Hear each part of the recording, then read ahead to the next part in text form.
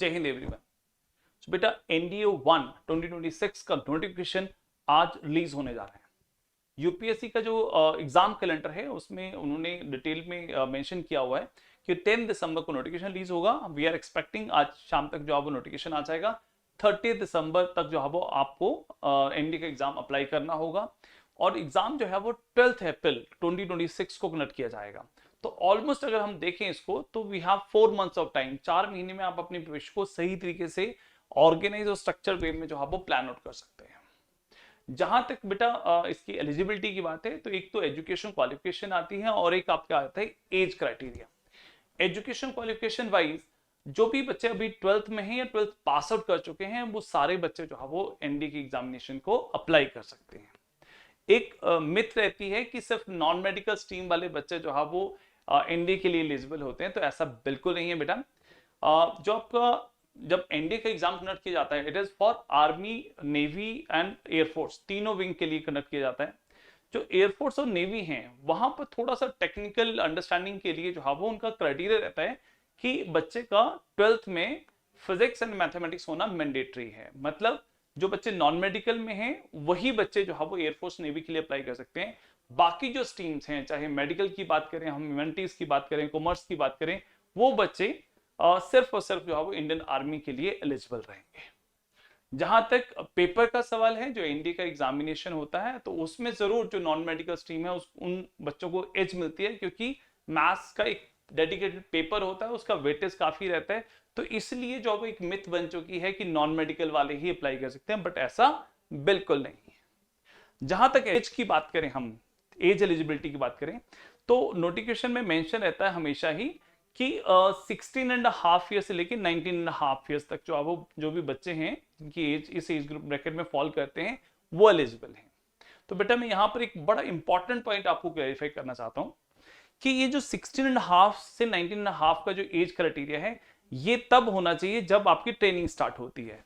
मतलब ये है कि अभी जो नोटिफिकेशन आई है, इस नोटिफिकेशन का जो है रिटन एग्जामिनेशन होगा इसके बेसिस के ऊपर, फिर एसएसबी इंटरव्यू होंगे, फिर मेडिकल होंगे, मेरिट लिस्ट बनेगी, फाइनली 1 जनवरी 2027 को जो है वो इसका ट्रेनिंग प्रोसेस जो है वो स्टार्ट होगा। मतलब ऑलमोस्ट 1 साल के बाद उस टाइम के ऊपर 1 जनवरी 2027 को आपकी एज इस ब्रैकेट 16.5 से लेकर 19.5 के बीच में फॉल करनी चाहिए। Right, understood. तो आज अगर आप अप्लाई कर रहे हैं और 30 दिसंबर की डेट को, 30 या 31 दिसंबर को आपकी एज 15.5 से 18.5 साल के बीच में है तो आप एलिजिबल हैं। बट अगर आप 19 साल के हैं तो आप इस एग्जाम के लिए एलिजिबल नहीं होंगे, क्योंकि 1 साल के बाद आपकी एज 20 ईयर्स हो जाएगी, जो आपको आपकी एलिजिबिलिटी को कैंसिल करती है।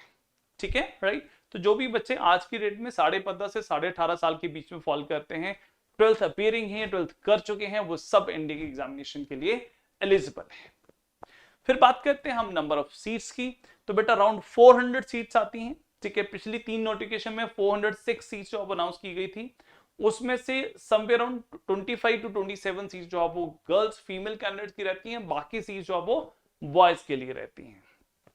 इस बार भी हम कोई ज्यादा मेजर चेंज नहीं देख रहे हैं, बट हाँ लास्ट ईयर जो है जो आपका जो रिटन एग्जामिनेशन का रिजल्ट आया था, अभी जो सितंबर में एग्जाम हुआ था उसका रिजल्ट आया था, उस टाइम के ऊपर जो रिजल्ट है उसके बेसिस के ऊपर वी कैन कंक्लूड कि जो गर्ल्स का जो कट ऑफ है वो अलग से कंसिडर किया गया, उनके मेरिट अलग से बनाई गई है, और बॉयज की कट ऑफ जो है वो अलग से कंसिडर की गई है, ताकि जो उनका रिटन एग्जामिनेशन बच्चे क्लियर कर रहे हैं that is in proportion to the number of seats allocated to boys and number of seats allocated to girls, right?